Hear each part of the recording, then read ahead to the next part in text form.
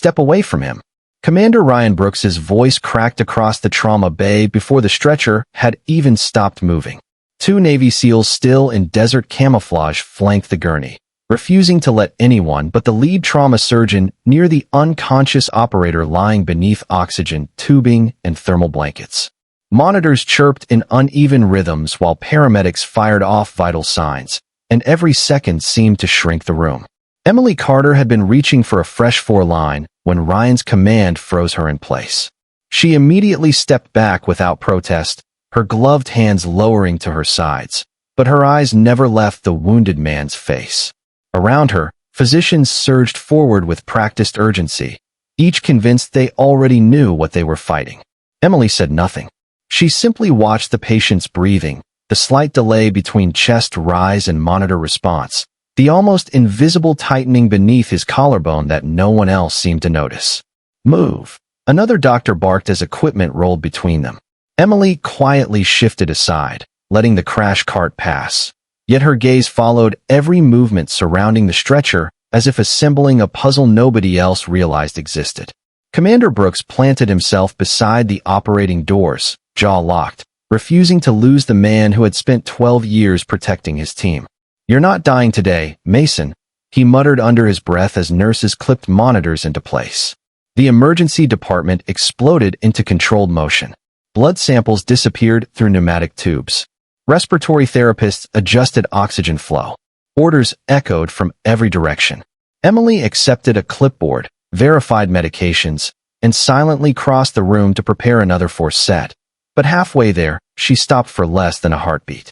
Her eyes drifted back toward Mason Reed's left shoulder. Something about the angle of his arm didn't fit the injuries listed by EMS. She looked at the cardiac monitor again, then at the subtle color around his fingertips, then back to his breathing. The sequence lasted barely 2 seconds before she continued walking as though nothing had happened. No one noticed.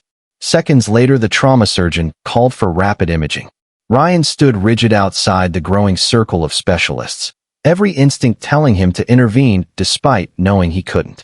Emily returned carrying supplies, carefully placing them within easy reach before quietly stepping away again.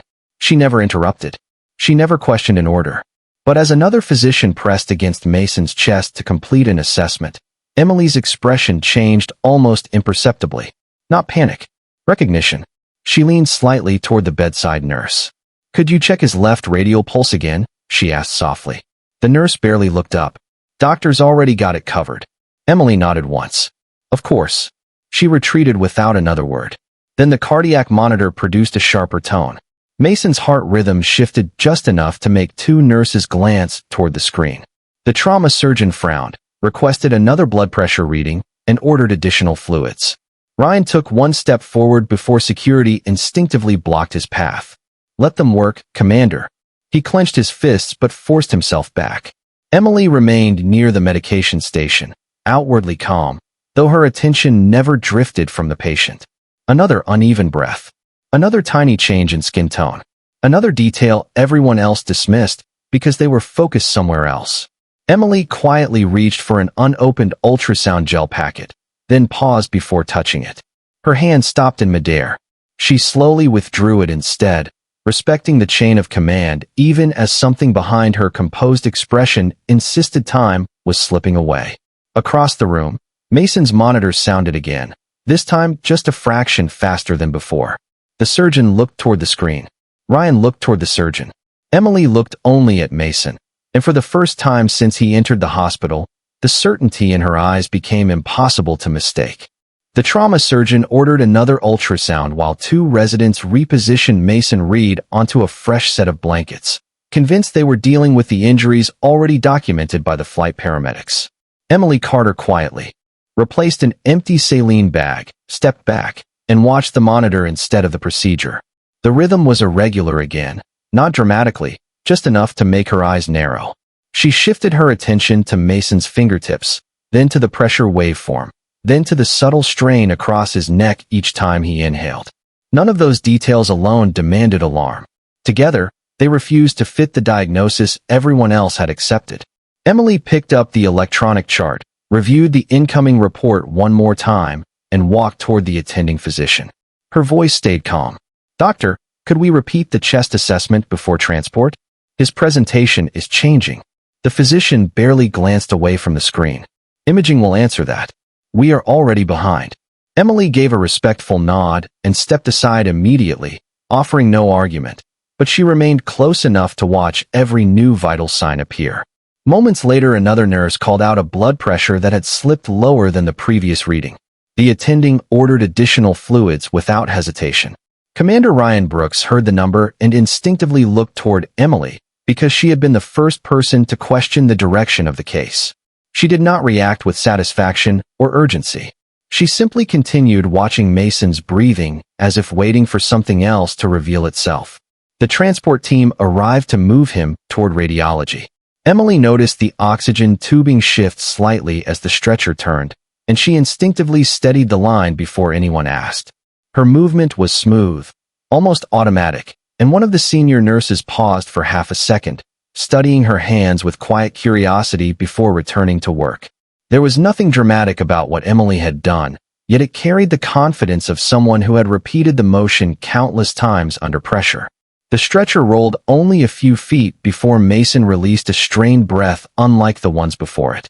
Emily looked immediately toward his left side instead of the monitor. "Please stop for 1 second," she said. The orderly hesitated. The attending frowned. "Keep moving." Emily did not raise her voice. His breathing just changed. The hallway fell briefly silent except for the wheels beneath the stretcher.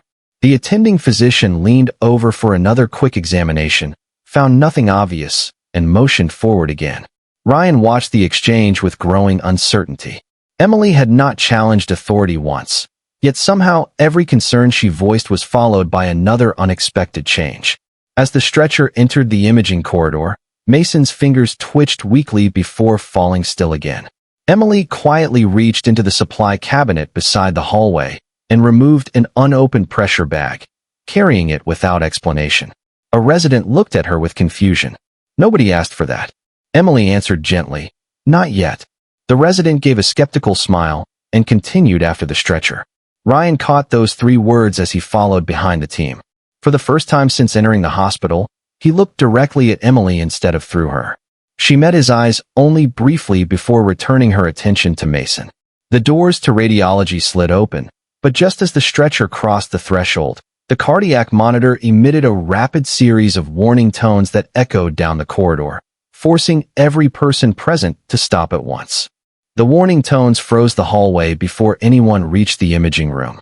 The transport team instinctively stopped the stretcher while the attending physician stepped toward the monitor, scanning numbers that no longer matched the patient's appearance.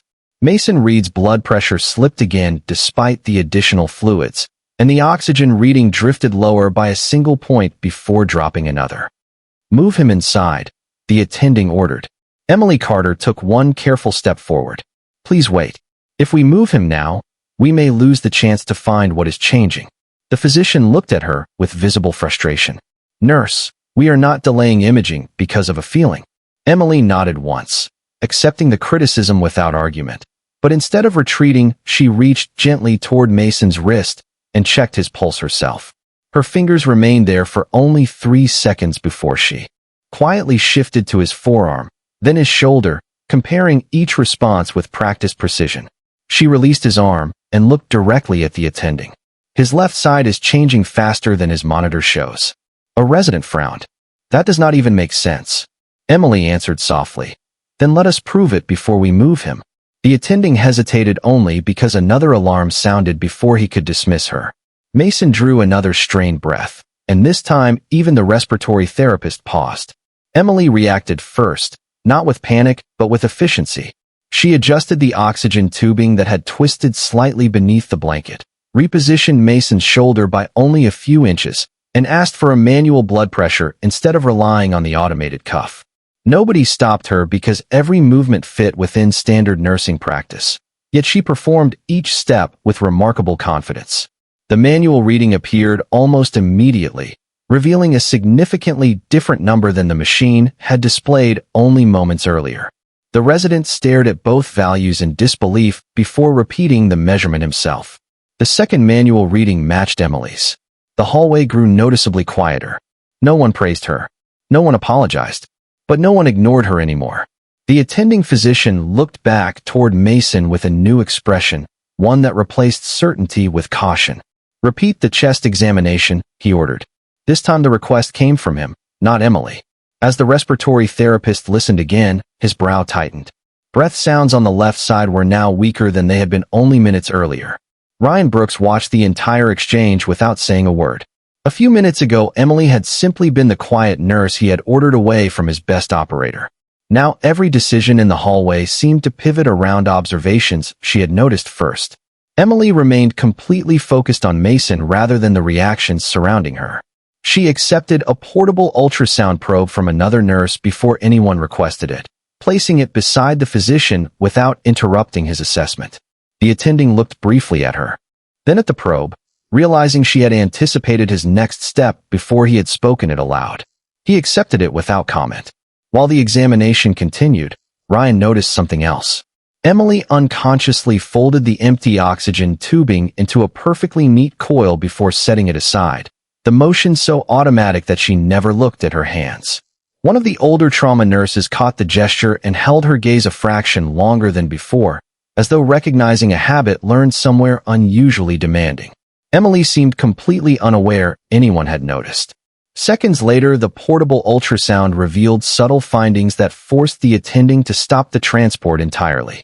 "We are changing plans," he announced. "Take him back to Trauma Bay 1. The hallway erupted into motion again, but now everyone moved with a different urgency because the original diagnosis was no longer trusted. Ryan stepped aside to clear the path, his eyes following Emily instead of the surgeon for the first time since Mason had entered the hospital.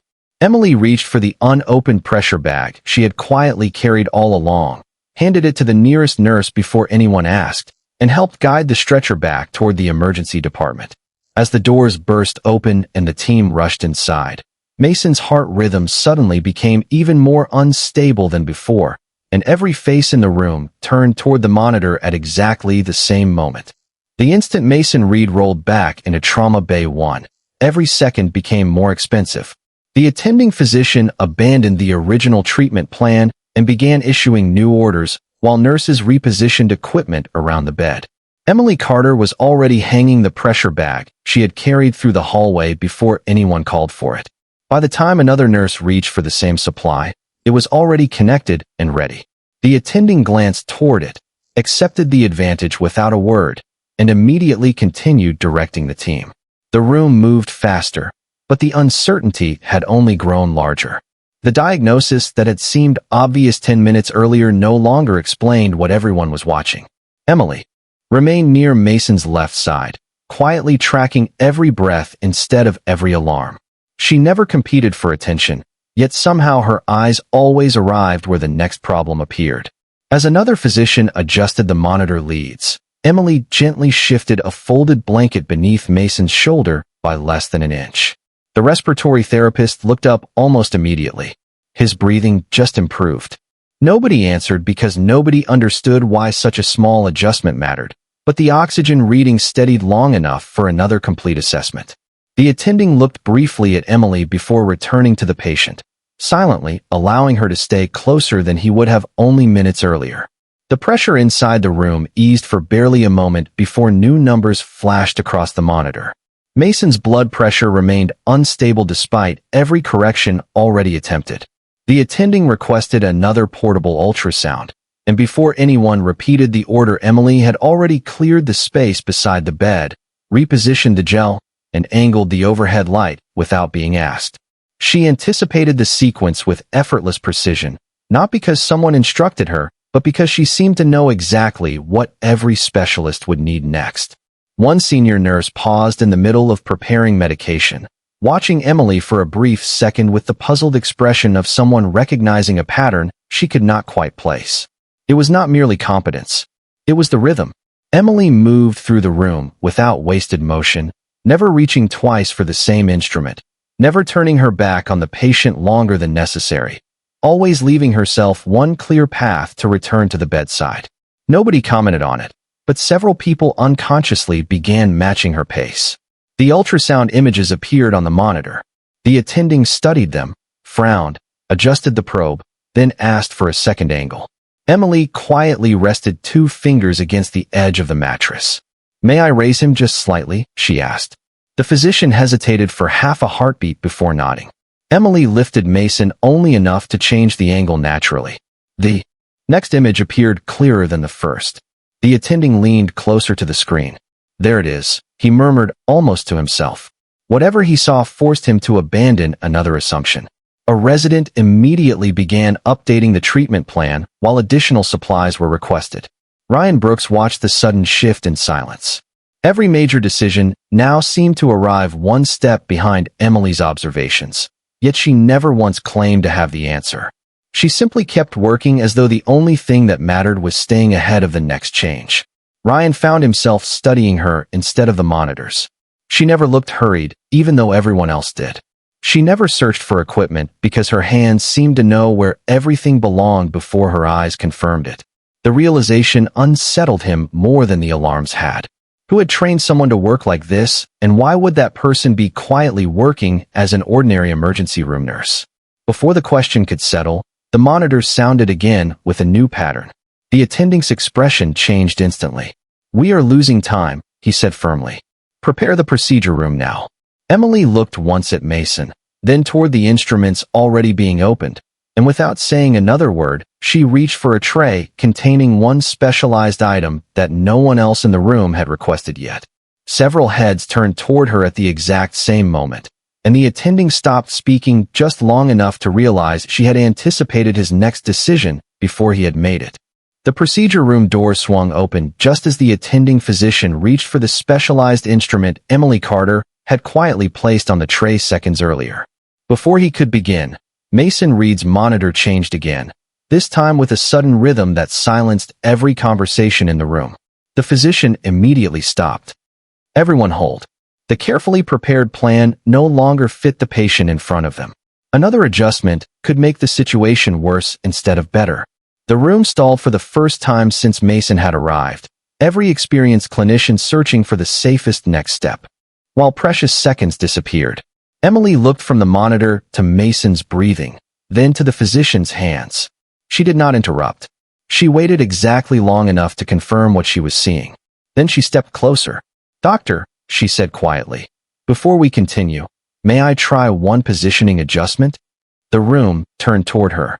Ryan Brooks instinctively took one step forward, remembering the first words he had spoken to her less than an hour earlier.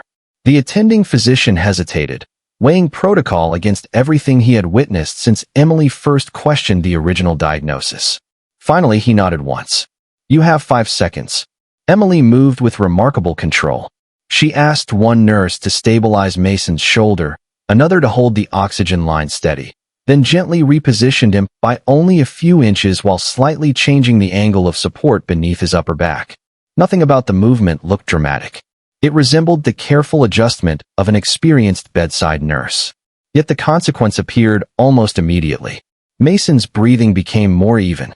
The monitor stabilized just enough for the physician to repeat his assessment under far better conditions than only moments before. The attending leaned over the ultrasound image again, his expression sharpening. "There it is," he whispered. "Now I can see it clearly." The entire direction of treatment changed in an instant. The procedure that had seemed urgent only seconds earlier was abandoned before it could create a greater problem. Instead, the physician ordered a different intervention based on the newly confirmed findings. Nurses rapidly exchanged equipment while the resident discarded the previous preparation and updated the new plan. Emily quietly stepped aside without asking for recognition, immediately assisting wherever another pair of hands was needed. Ryan watched the transformation unfold in disbelief. The room had not been saved by luck or by a miracle. It had changed because one quiet nurse had recognized a detail everyone else had missed and had the confidence to act only when it mattered. No one questioned her place beside the bed anymore. They simply made room for her. The attending physician looked directly at Emily while preparing the revised procedure. "Stay with us," he said calmly. It was the first time he had invited rather than tolerated her presence. Emily answered only with a small nod before handing him exactly the instrument he reached for without ever needing to ask which one it was. The physician accepted it instinctively, almost forgetting she had never been assigned to his procedure team. Around them, the room settled into a new rhythm. Orders became shorter. Movements became cleaner. Even the tension felt different because hope had finally entered the room. Ryan noticed another unexpected change.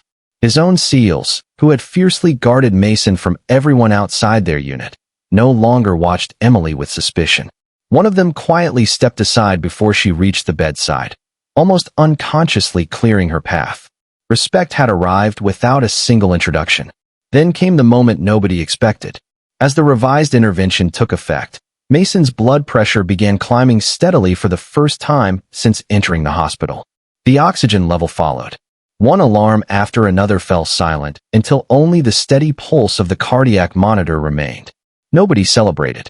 They simply stared at the screen, absorbing what had just happened. Ryan slowly released a breath he had not realized he had been holding.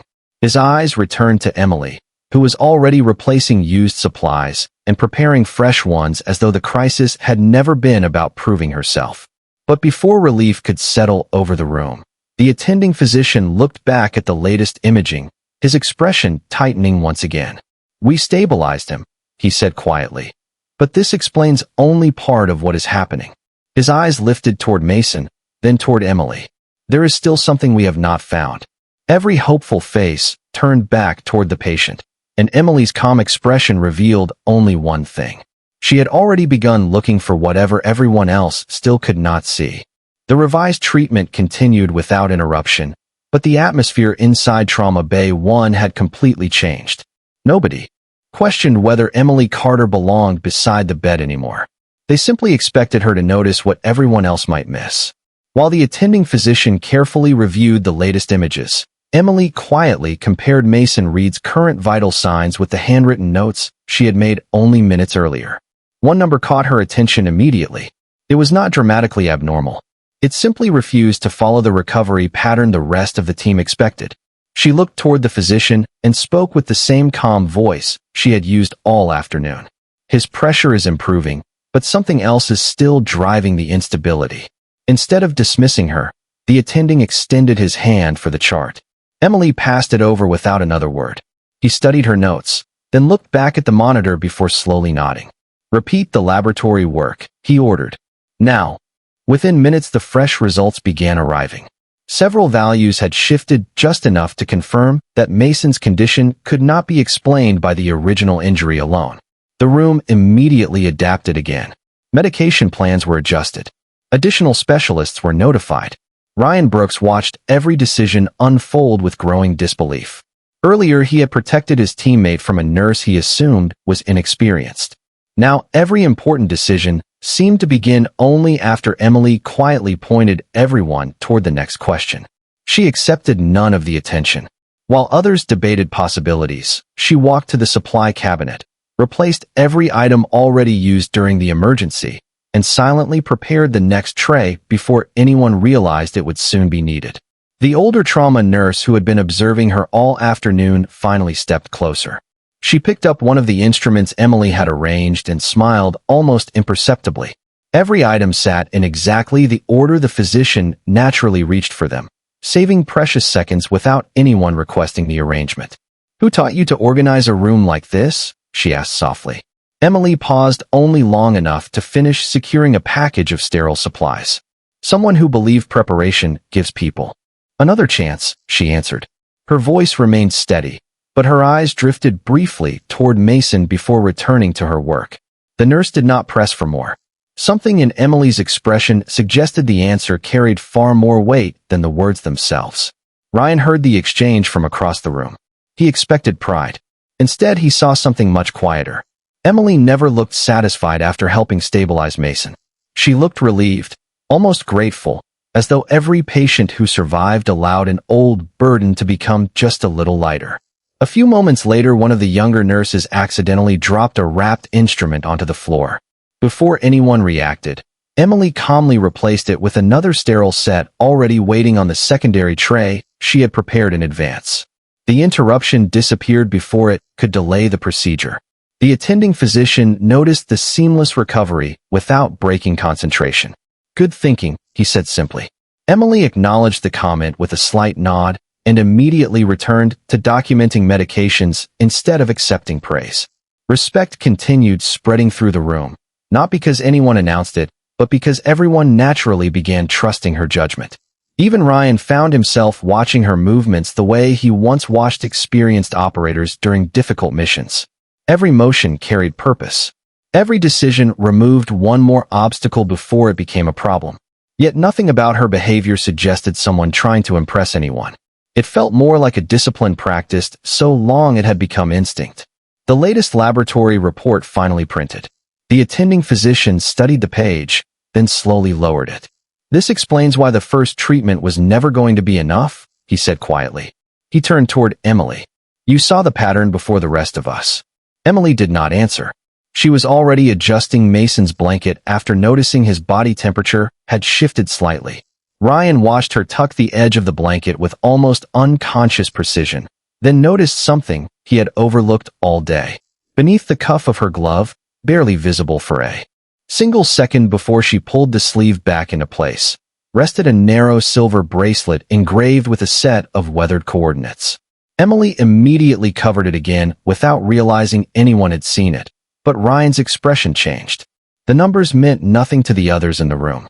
To him, they looked disturbingly familiar, and before he could decide why, Mason stirred for the first time since entering the hospital, his fingers tightening weakly around the blanket as though he was struggling to remember something buried far deeper than the injury itself. Mason Reed's fingers tightened around the blanket again, this time with unmistakable purpose. The cardiac monitor remained steady, but his breathing became uneven as though he were fighting through layers of memory instead of pain. Emily Carter immediately noticed the change before anyone else. Rather than reaching for more medication, she quietly stepped to his bedside and spoke in a calm, even voice. "Mason, stay with us. Do not fight the room. Just follow my voice." His shoulders relaxed almost instantly. The sudden improvement gave the attending physician the precious seconds needed to complete the final stage of treatment without interruption. The revised intervention succeeded exactly because Mason stopped struggling against it. The monitor settled into the strongest rhythm it had shown all afternoon, and for the first time since the helicopter landed, the physician slowly lowered his hands and exhaled. "He is stable," he said quietly. The room did not erupt into cheers.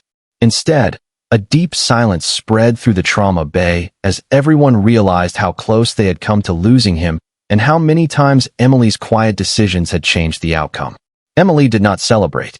She simply checked Mason's breathing one more time, adjusted the blanket across his shoulder, and began organizing the instruments already being cleared away.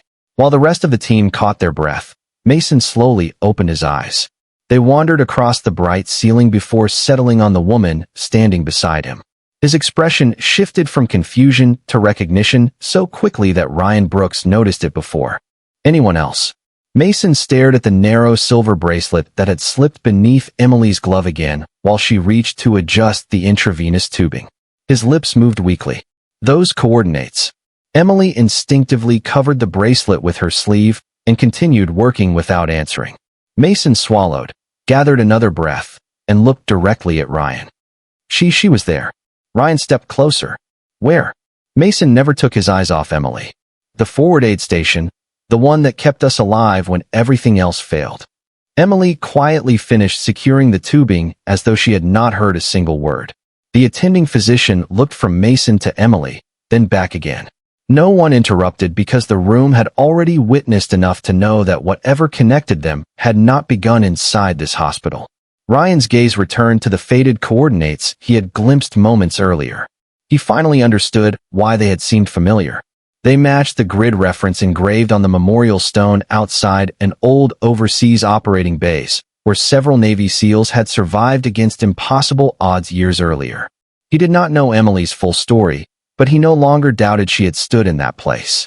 Mason's breathing strengthened another little more. He reached weakly toward Emily before letting his hand fall back onto the blanket. "I never saw your face," he whispered. "Only your voice." Emily paused for the first time all day. She gently rested her hand over his for a single second, not as a hero accepting gratitude, but as a nurse reassuring her patient. "You made it home," she answered softly. "That is all that matters." The simplicity of the reply struck the room harder than any dramatic explanation could have. Nobody asked another question. Nobody demanded proof. Everything they needed had already unfolded before their eyes from the moment Commander Brooks ordered her away from the bed until the moment his best SEAL opened his eyes alive. The attending physician quietly removed his gloves and looked at Emily with unmistakable respect. "Whoever trained you," he said. "They gave this hospital a gift today." Emily lowered her eyes, gently, folded the used blanket, and answered with the same quiet honesty that had guided every decision she made. "They gave me a responsibility." Ryan slowly stepped forward until he stood directly in front of her. Only hours earlier he had blocked her from reaching Mason. Now he stood silently for several long seconds before offering a simple nod reserved for someone who had earned absolute trust. Emily returned the nod with equal humility before turning back toward her patient to verify one final set of vital signs. As the room slowly returned to its normal rhythm, Ryan's attention drifted once more to the weathered coordinates disappearing beneath her sleeve, and one question remained unanswered in his mind. If that small bracelet carried the memory of the place where his best operator had first been saved, what other stories had this quiet nurse carried alone without ever asking anyone to know her name? Commander Ryan Brooks remained beside Mason Reed's bed long after the immediate crisis had passed. The urgency that had filled the trauma bay slowly dissolved into the quiet rhythm of ordinary hospital care, yet nothing inside the room felt ordinary anymore. The same physicians who had rushed past Emily Carter at the beginning of the afternoon now instinctively made space whenever she approached the bedside. Nobody announced the change.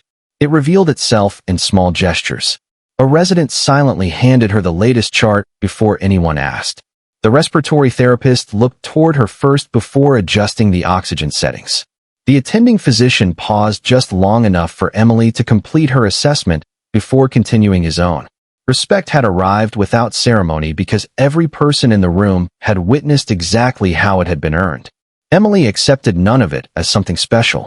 She checked Mason's temperature, adjusted his intravenous line, confirmed his medication schedule, and quietly updated his chart with the same careful handwriting she had used before anyone knew she was extraordinary.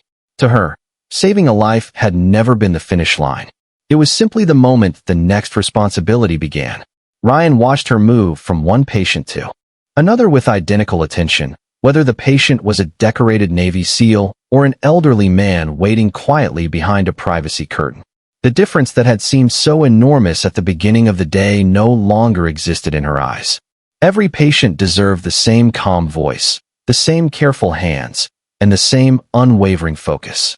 One of the younger nurses approached Emily carrying a fresh supply cart. Instead of asking where everything belonged, she simply watched Emily organize the shelves exactly as she had earlier. Within minutes, the entire cart had become easier for everyone to use. The nurse smiled with genuine appreciation rather than admiration. She had not learned a secret. She had learned a habit worth keeping.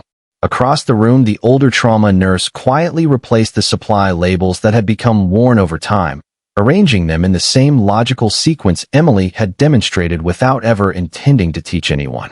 Small changes spread through the department, not because someone ordered them, but because people naturally copied what they had seen work when every second mattered. Mason slowly opened his eyes again, this time fully aware of where he was.